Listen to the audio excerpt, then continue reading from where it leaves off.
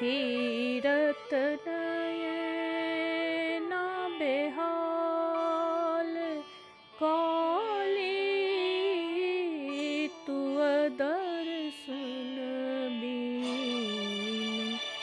खीरत नयना बेहाल कहाँ मान हयली काली कहाँ लट झाड़ लाई। कहाँ मान हयली काली कहाँ लट झाड़ लानी। कहाँ माय कयल सिंगार काली तुअ दर्शन बीन। खीरत नयना बेहाल गंगा नहयली काली बाटे लट झाड़ लानी। गंगा नहयली काली बाटे लट झाड़ लानी। गहबर कयल सिंगार काली तुअ दर्शन बीन। खीरत नयना बेहाल काली तुअ दर्शन बीन। खीरत नयना बेहाल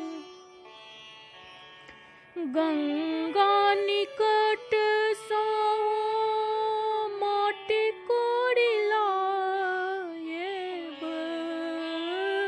गंगा निकट सो माटी कोड़ी लाएब।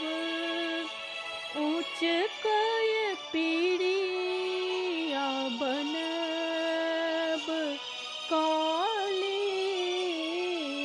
तुअ दर्शन बीन। खीरत नयना हमार जमुना निकट सो जल भरि लाएब। जमुना निकट सो जल भरि लाएब। माँ केर पीड़िया निपैब काली तुअ दर्शन बीन।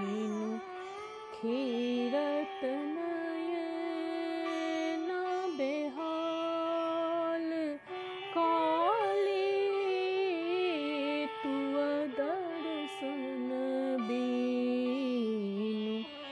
खीरत नयना बेहाल माली फूल बाड़ी सो फूल लोड़ी लाएब। माली फूल बाड़ी सो फूल लोड़ी लाएब। माँ केर पीड़िया सजब काली तुअ दर्शन बीन। खीरत नयना हमार पटवा दुकान सो अचड़ी मंगाएब।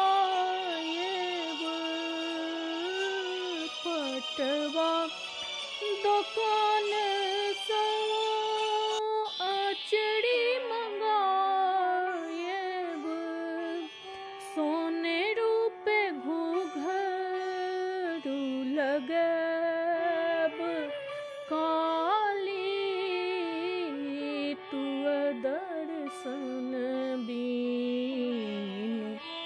खीरत नयन हमार।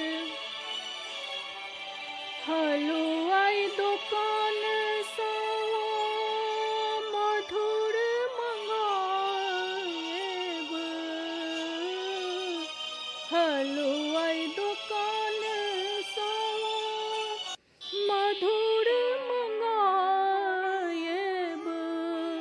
पायसक भोग लगब।